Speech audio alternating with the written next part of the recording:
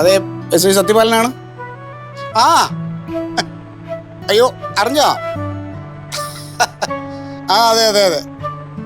ഈ പോലീസ് ഡിപ്പാർട്ട്മെന്റിന്റെ ചരിത്രത്തിൽ ഇതൊരു വലിയ സംഭവം എന്നാ എല്ലാരും പറയുന്നേ. അതൊന്നുമില്ല, ഇതെന്റെ ഒറ്റ ഒരാളിന്റെ ബുദ്ധി കൊണ്ടാ സംഭവം തെളിഞ്ഞത്. അത് പിന്നെ നമ്മളെ ഡിപ്പാർട്ട്മെന്റിന്റെ കാര്യത്തിൽ അങ്ങനെയല്ലേ, നമ്മൾ എന്തെങ്കിലും ചെയ്താലും അതിന്റെ ക്രെഡിറ്റ് കൊണ്ടോ സാറന്മാർ വരുമല്ലോ. ആ ആ ശരി ശരി, എല്ലാവരോടും ഒന്ന് പറഞ്ഞേക്കണേ. ആ ശരി ശരി ശരി. ഓ പിന്നെന്താ ചെയ്യാൻ. എൻ്റെ ആർച്ചയെ രാവിലെ മുതൽ തുടങ്ങിയതാ അഭിനന്ദന പ്രവാഹം. എന്തായാലും എല്ലാവരും അറിഞ്ഞു കേട്ടോ, കല്യാണി കൊലക്കേസ് തെളിയിച്ച ഞാനാണെന്ന്. പക്ഷേ പത്രത്തിൽ സത്യന്റെ പേരില്ല. അതാ സി ഐയുടെ പരിപാടിയാ. ഞാൻ ആളാവുന്നത് അയാൾക്ക് ഇഷ്ടമല്ലല്ലോ. പക്ഷെ ഡിപ്പാർട്ട്മെന്റിലുള്ള എല്ലാവർക്കും അറിയാം ഇതിന്റെ പിന്നിൽ ഞാനാണെന്നുള്ളത്. പിന്നെ നീ ആ പഞ്ചായത്ത് ഓഫീസിൽ പോകുമ്പോൾ അവിടെ എല്ലാവരോടും വേണമെങ്കിൽ ഇതൊന്ന് പറഞ്ഞോ, ഈ കേസ് തെളിയിച്ച ഞാനാണെന്ന്. അയ്യോ, എനിക്ക് ആളാവാൻ വേണ്ടിയിട്ടൊന്നും അല്ല, പിന്നെ നിന്റെ ഭർത്താവാണല്ലോ, അതിൻ്റെ ഒരു ക്രെഡിറ്റ് നിനക്ക് കിട്ടിക്കോട്ടെ എന്ന് വെച്ചിട്ടാ. അതെന്താ അവക്കൊരു പുച്ഛം? ആർച്ചേ, ഞാൻ ഇത്രയൊക്കെ പറഞ്ഞിട്ട് നിനക്കെന്താ ഒരു ഉത്സാഹം ഇല്ലാത്തെ? നിന്റെ ഭർത്താവ് ഒരു വലിയ കേസ് തെളിയിച്ചിരിക്കുകയാണ്. കേസ് തെളിയിക്കാനാണല്ലോ സർക്കാർ സത്യേട്ടന് ശമ്പളം തരുന്നേ. ഞാൻ ആ കേസ് എങ്ങനെ തെളിയിച്ചു എന്ന് നീ ചോദിച്ചില്ലല്ലോ. അതൊക്കെ പോലീസുകാരുടെ കാര്യമല്ലേ സത്യേട്ടാ. ഇതൊക്കെ അസൂയാണ്, അസൂയ.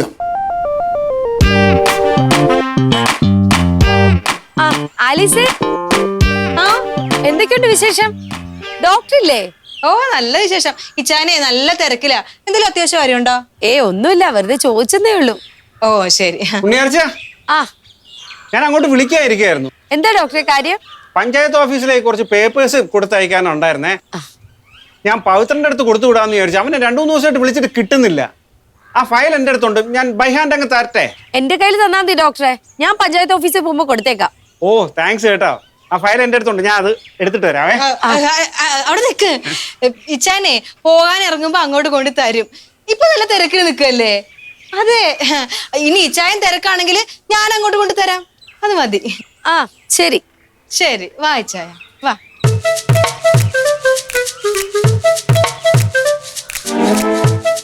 ഇവിടെ ഇരി. ഇവിടെ തന്നെ ഇരിക്കണോ? ശരിക്കും നിങ്ങളുടെ അസുഖം എന്താ അസുഖം? ഞാനൊരു കാര്യം പറയാൻ വന്നപ്പം ഇച്ചായന് ഭയങ്കര തിരക്കായിരുന്നല്ലോ. ഞാൻ പറഞ്ഞ ഒരു അക്ഷരമെങ്കിലും ഇച്ചായൻ കേട്ടാ? പുറത്ത് ഉണ്ണിയാർച്ചയുടെ ശബ്ദം കേട്ടപ്പോ ചാടി പുറത്ത് വന്ന്. ഇതൊന്നാമത്തെ കാര്യം.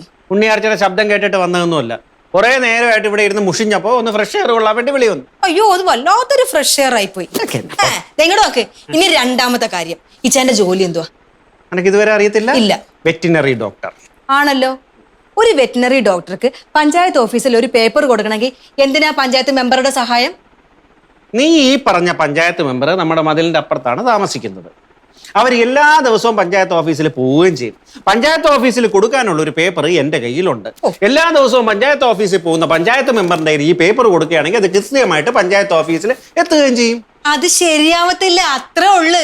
എന്താ? എന്റെ പൊന്നു കർത്താവേ, ഇവിടെ വന്ന കാലം തൊട്ട് ഞാൻ ഇച്ചായനോട് പറയുന്നുണ്ട് അവരുടെ സ്വഭാവം ശരിയല്ല എന്ന്. ഇച്ചായ ഇപ്പൊ ഒരു സഹായം ചെയ്തു തന്നിട്ട് ഇവർ ഈ നാട് നീളെ വിളിച്ചു കൂവി നടക്കും. പറഞ്ഞോട്ടെ. അത് തന്നെയല്ലേ ഇച്ചായ?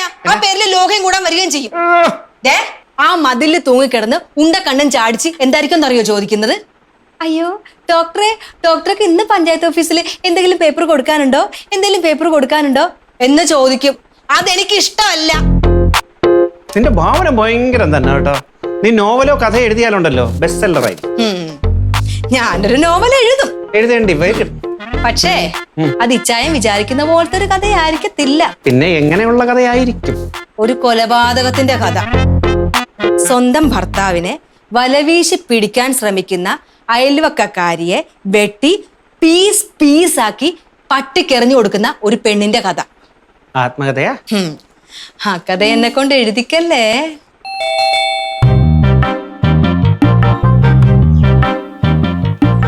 ആ വന്നോ? 2-3 ദിവസമായിട്ട് ഞാൻ കിടന്ന് വിളിക്കുക. ഇന്ന് വരാം, നാളെ വരാം, മറ്റന്നാൾ വരാന്ന് പറഞ്ഞിട്ട് അത്രയ്ക്ക് തിരക്കാണോ? അത്രയും തിരക്കായിട്ടല്ലേ സാറേ, എത്ര തിരക്കാണല്ലോ എന്നെ. എല്ലാ കാര്യങ്ങളും ഞാൻ വളരെ കൃത്യമായിട്ട് ചെയ്തോണ്ടിരുന്നല്ലേ. ഇപ്പൊ എല്ലാം കുളവായെന്നേ. ഏത് നേരത്താണോ മുടിയാനായിട്ട് കല്യാണം കഴിക്കാൻ തോന്നിയത്? നാട്ടുകാരുടെ എല്ലാ പ്രശ്നങ്ങളും കറക്റ്റ് സമയത്ത് ഞാൻ തീർത്തു കൊടുക്കുന്നതായിരുന്നു. ഇപ്പൊ വീട്ടിലെ പ്രശ്നം കാരണം പെരയ്ക്ക് അന്ന് വെളിയിൽ ഇറങ്ങാൻ മേലാത്ത അവസ്ഥയിലാണ്. ആ പ്രശ്നം ഇതുവരെ തീർന്നില്ലേ? അതിന് തീരണമെന്നുണ്ടെങ്കിൽ ഇനി എൻ്റെ പുക കാണണം അവര്. പവിത്ര നിൽക്കേ, ഞാൻ പഞ്ചായത്ത് ഓഫീസിൽ കൊടുക്കാനുള്ള 2-3 പേപ്പേഴ്സ് തരാം, ഒന്ന് ശരിയാക്കി താ. എൻ്റെ സാറേ, പഞ്ചായത്ത് മെമ്പർ തൊട്ടടുത്ത് കിടക്കാൻ നേരത്ത് ഇതുപോലുള്ള കേസിന് എന്നെ വിളിച്ച് ഈ മെനക്കെടുത്തിട്ട് വല്ല കാര്യമുണ്ട്? പവിത്രനോട് ഞാനിത് എങ്ങനെ പറഞ്ഞ് മനസ്സിലാക്കിയിരിക്കുന്ന, പഞ്ചായത്ത് മെമ്പർ മതിലിൻ്റെ അപ്പുറത്തുണ്ടെങ്കിലും നമുക്ക് അതിനെക്കുറിച്ച് സംസാരിക്കാതെ ഇരിക്കുന്നതാണ് നല്ലത്. അതുകൊണ്ട് പവിത്രം തന്നെ പോയിരുന്നു ശരിയാക്കി താ. അല്ല അല്ല വേറെ വഴിയില്ല അഞ്ചിട്ടാ. വരുന്നു ഒന്നുമില്ല. ആ എന്താ? ഒന്നുമില്ല. അല്ലേ പറയുമായിരുന്നേ ഞാൻ. അതെ എന്നാന്ന് ചോദിച്ചായിരുന്നു. ആ അല്ല, കല്യാണം കഴിഞ്ഞിട്ട് കുറെ നാളായല്ലോ, ഇങ്ങോട്ടൊന്നും കാണുന്നില്ലായിരുന്നു. എന്റെ പൊന്നാലീസ്, ഇങ്ങോട്ട് വരണമെന്ന് താല്പര്യം ഇല്ലാത്തതുകൊണ്ടല്ല, വീട്ടിൽ നിന്ന് ഇറങ്ങി കഴിഞ്ഞാൽ അവിടെ വെട്ടും കുത്തും നടക്കുമെന്നുള്ള പേടി കാരണം ഇറങ്ങാത്ത. അതെ, ഞാൻ കുറച്ച് പേപ്പേഴ്സ് എടുത്തിട്ട് വരാമേ. പവിത്രം നിൽക്ക്, മാറങ്ങോട്ട്. അലീസേ, ഈ ഡോക്ടർ വിളിപ്പിച്ചതുകൊണ്ട് മാത്രം ഞാൻ വന്നല്ല, എനിക്ക് കുറച്ച് സംശയങ്ങളുണ്ടായിരുന്നു. എന്ത് സംശയം? അല്ല, ആലീസ് ഒരു പെണ്ണാണല്ലോ. ഹാ, അതാണോ ഇപ്പോഴത്തെ സംശയം? അയ്യോ, അതല്ല സംശയം. പിന്നെ പെണ്ണുങ്ങളുടെ മനഃശാസ്ത്രം ഈ ആണുങ്ങളെക്കാളും കൂടുതൽ അറിയാവുന്നത് പെണ്ണുങ്ങൾക്കാണല്ലോ. ആരുടെ മനഃശാസ്ത്രം? സുമിത്രയുടെ. എന്റെ പൊന്നെ, ഒന്നും പറയണ്ട. ഇന്നലെ രാത്രി ഉറങ്ങാൻ പോകുന്നോടം വരെയും ഈ അമ്മയും സുമിത്രയും കീരിയും പാമ്പും പോലെയാണ്. അമ്മ പറയുന്നതാണ് സുമിത്ര കേൾക്കത്തില്ല, സുമിത്ര പറയുന്ന കാര്യം അമ്മ അംഗീകരിക്കില്ല.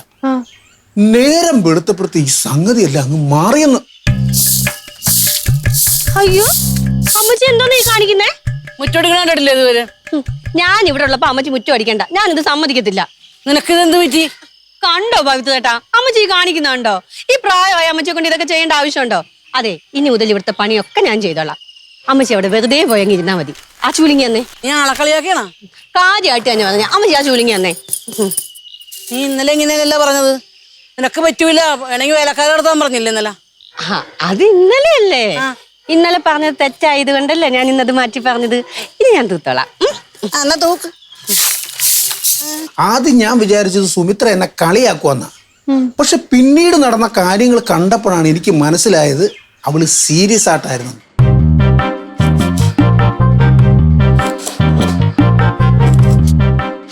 അമ്മച്ചി, അമ്മച്ചിക്ക് മരുന്ന് മേടിക്കണ്ടേ?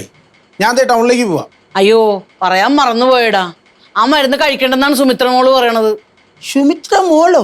ആ, അവള് നമ്മ പറയുന്ന പോലെ അല്ലടാ, നല്ല കൊച്ചാണ്. ഓ, അന്ന് പെണ്ണ് കാണാൻ പോയപ്പോ എനിക്കൊരു അബദ്ധം പറ്റിയതാണ്. പുറമെ കാണുമ്പോലെ അല്ല, ആളടുത്തറിയുമ്പോഴേ മനസ്സിലാവൂ. ആണോ? മരുന്ന് വേണ്ടെന്ന് വെച്ചാൽ അങ്ങനെ? അപ്പം മരുന്ന് വേണ്ടെന്ന് വെച്ചതല്ലല്ല, ഞാൻ നിന്നോട് പറഞ്ഞതല്ല ആ മരുന്ന് കഴിക്കുമ്പോ എനിക്ക് ഭയങ്കര ക്ഷീണമാണെന്ന്. ഇന്ന് സുമിത്ര പറയുവാണ് ആ മരുന്ന് കഴിച്ചാൽ എങ്ങനെ, അതിന് പകരമുള്ള മരുന്ന് കഴിക്കാന്നാണ് അവള് പറയണത്. അവൾ ആരെയോ വിളിച്ച് ഏർപ്പാടാക്കിയിട്ടുണ്ട്. അയ്യോ, ഇത് എന്തോ അമ്മച്ചി കാണിക്കുന്നത്? ഈ പച്ചക്കറിയൊക്കെ ഞാൻ എരിയത്തില്ലായിരുന്നോ? അമ്മച്ചി റെസ്റ്റ് എടുത്തേ. ചെല് പോ. കാലത്ത് മുതൽ ഒന്നും ചെയ്യാൻ നീ എന്നെ സമ്മതിച്ചിട്ടില്ല. എന്തെങ്കിലും ഒന്ന് ചെയ്യണ്ടേ മോളെ? ഈ പ്രായത്തിൽ ഇങ്ങനെ അധ്വാനിക്കേണ്ട കാര്യമുണ്ടോ എന്റെ അമ്മച്ചി? ഞാൻ മുറ്റം അടിക്കാൻ പോയാൽ തക്ക നോക്കി അടുക്കള കയറി പച്ചക്കറി അരിയുന്നു. പവിത്രേട്ടാ, അമ്മച്ചിയോട് വെറുതെ ഇരിക്കാൻ പറയണം കേട്ടോ. പവിത്രേട്ടനെ പോലെ പോത്ത് പോലെ വളർന്നൊരു മോനും എന്നെ പോലെ ഒരു മരുമോളും ഉള്ളപ്പോ അമ്മച്ചി ഇങ്ങനെ കഷ്ടപ്പെടേണ്ട കാര്യമുണ്ടോ? ഓഹോ, ഇന്ന് മുതൽ ഈ അടുക്കളയിലെ സകല പണി ഞാൻ തന്നെ ചെയ്തോളാം. എന്റെ അമ്മച്ചിയാണെങ്കിൽ ഞാൻ ഇങ്ങനെ കഷ്ടപ്പെടാൻ അനുവദിക്കുവോ? ഈ അമ്മച്ചിയെ എനിക്ക് എന്റെ സ്വന്തം അമ്മയെ പോലെയാ. പവിത്രേട്ടാ, അമ്മച്ചി പറഞ്ഞൊന്ന് മനസ്സിലാക്കാൻ നോക്കൂ. ശരി എന്നാ. ഇതാണോ പവിത്രന്റെ ഇപ്പോഴത്തെ പ്രശ്നം? ആ വഴക്ക് തീർന്ന് അത് സന്തോഷിക്കല്ലേ വേണ്ടത്? ഇതുവരെയുള്ള അനുഭവങ്ങൾ വെച്ച് എനിക്ക് അങ്ങോട്ട് വിശ്വാസമാകുന്നില്ല. പക്ഷെ ഇവിടം കൊണ്ടൊന്നും തീർന്നില്ല സുമിത്രയുടെ സ്നേഹം. നീ ഇങ്ങനെ എല്ലാ ജോലിയും കൂടി ചെയ്താൽ ഞാൻ പിന്നെ എന്ത് ചെയ്യും? ഇതെങ്കിലും എനിക്ക് താ സുമിത്രേ. എന്റെ അമ്മച്ചി ഒന്ന് അടങ്ങിയിരുന്നേ. അമ്മച്ചി കഷ്ടപ്പെടേണ്ട പ്രായത്തിലെ ഒരുപാട് കഷ്ടപ്പെട്ടു. ഇനി കുറച്ച് റെസ്റ്റ് എടുക്ക്. നല്ല ഫുഡൊക്കെ കഴിച്ച് നന്നായിട്ടൊന്ന് റെസ്റ്റ് എടുക്ക്. അത് പറഞ്ഞുകൊണ്ട് കാര്യമുണ്ടോ? ഞാനിങ്ങനെ അനങ്ങാതിരുന്ന എനിക്ക് വല്ല അസുഖം വരൂലേ? ഈ പ്രായത്തിലെ ശരീരം അനങ്ങിയല്ല അസുഖം വരുന്നത്. ആർക്കാരും ഒരു റെസ്റ്റ് ഒക്കെ വേണ്ടേ അമ്മച്ചി? നിന്നെപ്പോലത്തെ മരുമോളെ കിട്ടിയതാണ് എന്റെ ഭാഗ്യം. അപ്പത്തെ ശ്യാമളയുടെ മരുമോളില്ലേ, ഒരു വക ചെയ്യൂല. ഇപ്പൊ എനിക്ക് പറയാല്ല, എന്റെ മരുമോള് ഞാനും കൂടെ നല്ല സ്നേഹത്തിലാണെന്ന് അവളെല്ലാരോടും പറഞ്ഞോളൂ. അമ്മച്ചി റെസ്റ്റ് എടുത്തോ, ഞാനിത് കഴുകിയിട്ടിട്ട് വേഗം വരാം. ഞാൻ അതല്ല ആലോചിക്കുന്നേ, ഒരു രാത്രി ഇരുട്ടി വിളിക്കാൻ നേരത്ത് ഒരാൾക്ക് ഇത്രയും മാറ്റം സംഭവിക്കും? എനിക്കാണ് ഉള്ളിലൊരു ഭയം പോലൊക്കെ തോന്നുക. പറഞ്ഞു കേട്ടിടത്തോളം എന്തോ ഒരു പ്രശ്നം ഉണ്ട്, പക്ഷെ അത് എന്താണെന്ന് എനിക്ക് അങ്ങോട്ട് മനസ്സിലാവുന്നില്ല.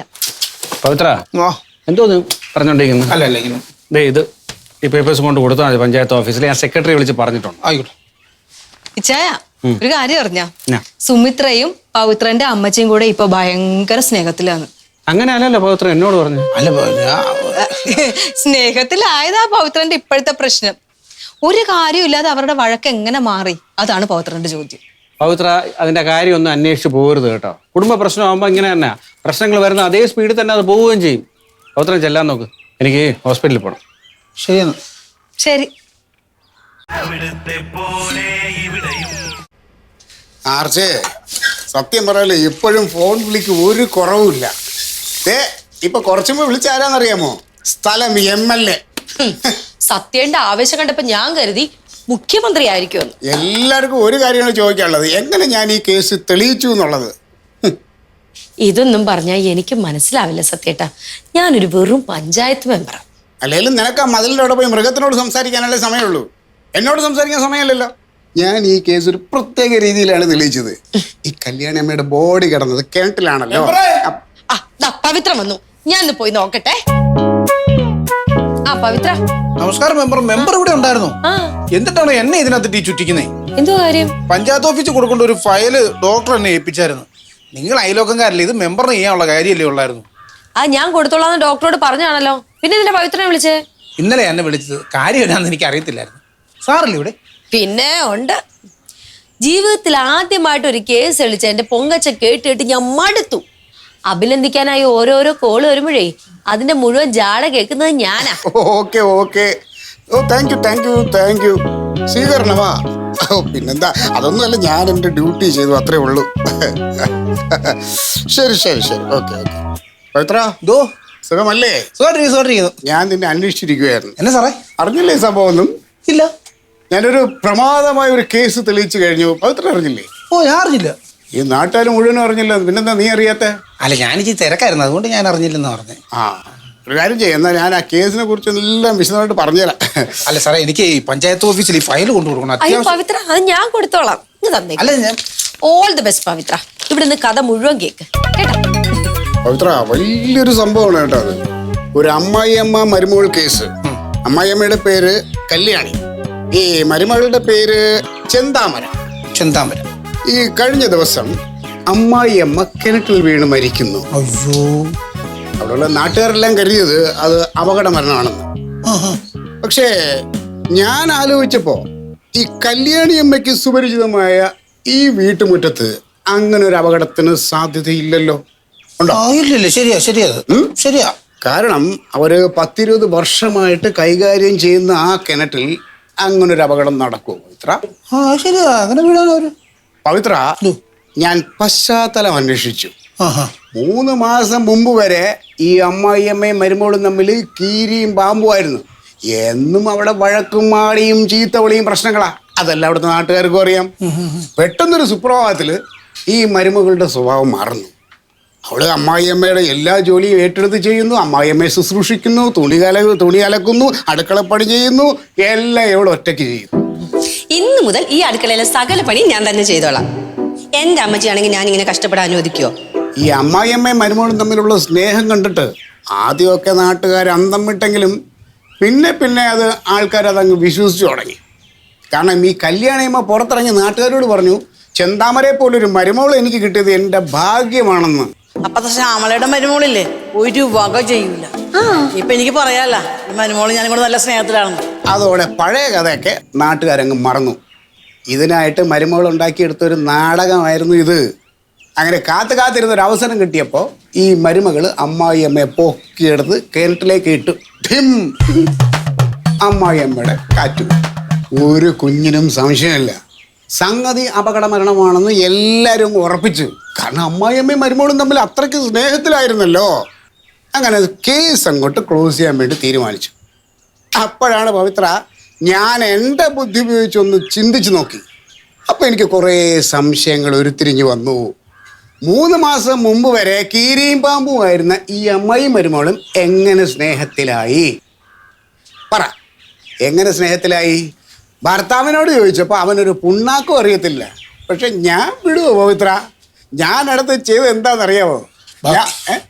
ബാക്കി കഥ നമുക്ക് പിന്നെ കേൾക്കാം സാറേ. എനിക്ക് അത്യാവശ്യമായിട്ട് വീട് വരെ ഒന്ന് പോകണം സാറേ. എന്റെ പവിത്ര മുഴുവനും കേട്ടിട്ട് പോയി. ഇനിയാണ് സസ്പെൻസ്. സസ്പെൻസ് വരെ കേൾക്കാൻ നിന്ന് കഴിഞ്ഞാൽ സാറിന് ഇതുപോലൊരു കേസ് അന്വേഷിക്കേണ്ടതായിട്ട് വരും. എന്തായാലും ഞാൻ വന്നിട്ട് ബാക്കി കഥ കേൾക്കാം. പവിത്ര ബാക്കി ഭയങ്കര ഇൻട്രസ്റ്റിംഗ് ഒന്നും ആയിട്ട് വേണ്ട, കുഴപ്പമില്ല. ഇത്രയും നല്ലൊരു കുറ്റാന്വേഷണ കേസ് പറഞ്ഞിട്ട് അത് കേൾക്കാതെ പോയിട്ടുണ്ട്. താല്പര്യമില്ലെങ്കിൽ വേണ്ട. കഷ്ടം.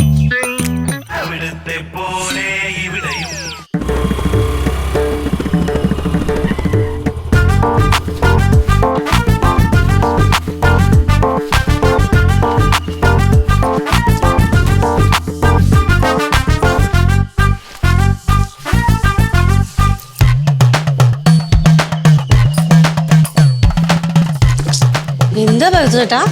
എന്താടി നിന്റെ ഉദ്ദേശം? എന്ത്? നിന്റെ മനസ്സിലിരിപ്പാനാണെന്നൊക്കെ എനിക്ക് മനസ്സിലായി. മനസ്സിലായില്ല. ഇന്നലെ വരെയും നിനക്ക് എൻ്റെ അമ്മയോട് ശത്രുതയല്ലായിരുന്നു. എൻ്റെ അമ്മ എന്തു പറഞ്ഞാലും നീ ഈ വീട്ടിൽ ചെയ്യല. ഒരു നേരത്തെ പച്ചവെള്ളം നീ എൻ്റെ അമ്മയ്ക്ക് കൊടുത്തിട്ടുണ്ടോടി? ഇന്ന് നേരം വെളുത്തപ്പോ തൊട്ട് അവള് മുറ്റവടിക്കുന്നു, തുണി അലക്കുന്നു, അമ്മയ്ക്ക് വേണ്ട എല്ലാ കാര്യങ്ങളും ചെയ്തു കൊടുക്കുന്നു. സത്യം പറ, നിന്റെ ഉദ്ദേശം എന്നാ? അത് കൊള്ളാം.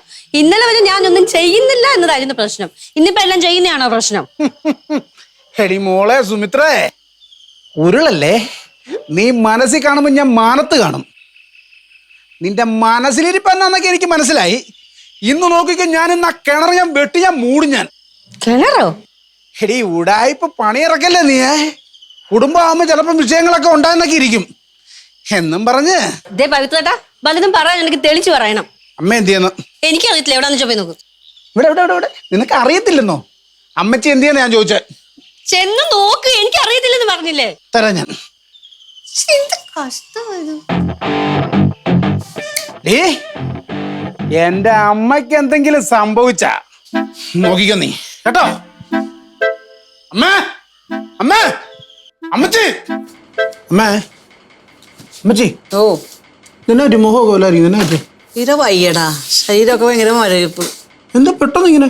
അമ്മേ, ഈ സുമിത്ര ഉണ്ടാക്കി തന്ന ആഹാരം വല്ലതും അമ്മ മേടിച്ച് കഴിച്ചായിരുന്നു? മുമ്പ് കഴിച്ച് ഞാനിന്ന് അടുക്കളയിലൊന്നും കയറിയില്ല. അവൾ എന്നെ കയറ്റിയുമില്ല. അവളുണ്ടായിക്കൊണ്ടൊന്നും ഞാൻ കഴിച്ചു. എന്റെ അമ്മ, അവൾ ഉണ്ടാക്കിക്കൊണ്ട് വരുന്ന ആഹാരം അറിഞ്ഞോ അറിയാതെ മേടിച്ച് കഴിക്കരുത്, പ്രശ്നമാണ്. എന്താ?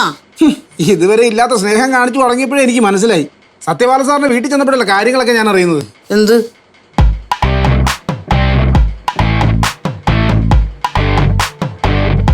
നീ ഇപ്പോഴാണ് അറിയണം. ഇത് ഇന്നത്തെ പത്രത്തിലുണ്ടല്ലോ, നീ വായിച്ചില്ലേ? അതിന് എനിക്ക് അവിടെ പത്രം വായിക്കാനൊക്കെ സമയം. ഈ വാർത്ത അവള് വായിച്ചു കാണൂ? അവള് വായിച്ചു. അപ്പൊ ചുമ്മാതല്ല. അമ്മ എഴുന്നേറ്റെ, ഒന്ന് ഈ ചോദിച്ചിട്ടുള്ള കാര്യമുള്ളൂ. വന്നേ, വാ ഇങ്ങോട്ട് ഇറക്കാം. മേമിച്ച് നടന്നേ, നടക്ക. സുമിത്രേ, സുമിത്രേ, നീ വന്നേടി ഇങ്ങോട്ട്. എന്തേ? എന്നാ മനസ്സാടി നിന്റെ? ഇതൊക്കെയായിരുന്നു നിന്റെ മനസ്സിലിരിപ്പല്ലേ? എന്ത് പവിത്രേട്ടാ? എടി, എന്റെ അമ്മച്ചിക്ക് ഷുഗറാന്നുള്ള കാര്യം നിനക്കറിയോ? അറിയാം. അപ്പൊ നിനക്കറിയാം, അങ്ങനെയുള്ള എന്റെ അമ്മച്ചിന്റെ ശരീരം അനക്കാതിരുന്നാൽ എന്റെ അമ്മച്ചിക്ക് ഷുഗർ കൊടുത്തില്ലേടി? ഓരോ ദിവസവും ഓടിച്ചാടി നടന്ന് വീട്ടിലെ ജോലികൾ ചെയ്യുന്നോണ്ടാ എന്റെ അമ്മച്ചിക്ക് ഷുഗർ പോലും കൂടാതിരിക്കുന്നത്. അപ്പൊ ജോലി ചെയ്യാതിരിക്കുവാണെങ്കിൽ എന്റെ അമ്മച്ചിയുടെ ഷുഗർ കൂടട്ടെ, എന്റെ അമ്മച്ചി ഷുഗർ കൂടി കിടപ്പിലാകട്ടെ. ഇതല്ലേ സാമുദ്രോഗി നിന്റെ മനസ്സിലിരിപ്പ്? അതിനായിരുന്നു നിന്റെ സ്നേഹപ്രകടനങ്ങളൊക്കെ അല്ലേ? ചോദിക്കാമോ അങ്ങോട്ട്? ആ, നീ ആള് കൊള്ളാലാടി. എനിക്ക് അറിയാൻ പാടില്ല എന്നിട്ട് ചോദിക്കുക. അമ്മച്ചിക്ക് മോനും തലയ്ക്ക് എന്തെങ്കിലും സുഖേടുണ്ടോ? നിർത്തടി. നിന്റെ വേഷം കെട്ടലൊന്നും എന്റെ അടുത്ത് വേണ്ട കേട്ടോ. ഞാനെല്ലാം അറിഞ്ഞിട്ട് തന്നെ ഞാൻ ഇങ്ങോട്ട് വന്നത്. എന്റെ അമ്മച്ചിയുടെ മഹാഭാഗ്യം കൊണ്ട് എന്ന് ഞാൻ ആ സത്യപാല സാറിനെ പോയി കാണാൻ തോന്നിയത്. അല്ലാതെ എന്റെ അമ്മയുടെ അവസ്ഥ എന്താ? നീ ആള് കൊള്ളാലാടി ഭയങ്കരി. ദേ, ഒരു കാര്യം ഞാൻ പറഞ്ഞേക്കാം. അമ്മയ്ക്കും മോനും എന്തെങ്കിലും മാനസിക പ്രശ്നം ഉണ്ടെങ്കിലേ പോയി ഡോക്ടറെ കാണണം. അല്ലാതെ എന്റെ അമ്മയ്ക്കിട്ട് കയറുകയല്ല വേണ്ടത്. എനിക്കിത് കിട്ടണം. ഇന്നലെ എന്റെ അമ്മ വിളിച്ചിട്ട് എന്നോട് പറഞ്ഞു അമ്മായിയമ്മയെ സ്വന്തം അമ്മയെ പോലെ കാണണമെന്ന്. എനിക്ക് മനസ്സുണ്ടായിട്ടൊന്നും അല്ല, എന്റെ അമ്മ പറഞ്ഞുകൊണ്ട് മാത്രമാണ് ഞാനിത് ചെയ്തത്. ദേ, നിങ്ങളുടെ വീട്ടിലെ വേലക്കാരി പണി ചെയ്യേണ്ട ആവശ്യമൊന്നും എനിക്കില്ല. എന്നാലും പോട്ടെ, നല്ല കുട്ടി ആവാലോ എന്ന് കരുതിയപ്പോ സമ്മതിക്കില്ല അല്ലേ? ഇനി ഈ വീട്ടിൽ ഒരു പണി ഞാൻ ചെയ്യില്ല. എല്ലാം കൂടെ രണ്ടും കൂടെ അങ്ങ് ചെയ്തോ. എന്റെ ദൈവമേ, ഇങ്ങനെ പ്രാന്തമാണല്ലോ ഞാൻ വന്ന് കേറിയത്. കണ്ടില്ലേ അവിടെ? നിന്നോട് ഇതൊക്കെ ആരാ പറഞ്ഞത്? എല്ലാം ഒക്കെ അടവാണെന്ന്. അല്ലമ്മേ, എന്നോട് അങ്ങനെ പ്രത്യേകിച്ച് ആരും പറഞ്ഞൊന്നുമില്ല. അപ്പൊ നീ എല്ലാം അറിഞ്ഞിട്ടാണ് വന്നേന്ന് പറഞ്ഞിട്ട്? അല്ല, ഈ സാഹചര്യ തെളിവുകളൊക്കെ. സാഹചര്യത്തിന് തെളിവ്? മര്യാദക്ക് വീട്ടുപണി എന്ന് വെച്ചാൽ പെണ്ണിനെ വേണ്ടാതിനും പറഞ്ഞ് ഓടിച്ചേച്ചും ന്യായം പറയണ നീ നിന്നുണ്ട്. സുമിത്ര ഒരു പണിയും ചെയ്തില്ലെങ്കിൽ ഞാനൊന്നും ചെയ്യൂല, നീ ചെയ്തോളണം. അതിന് ഞാൻ പറഞ്ഞേക്കാം. കാലമാടൻ ആ ഉണക്ക പോലീസിന്റെ കലയിൽ ഇടുത്തി വിടുവോ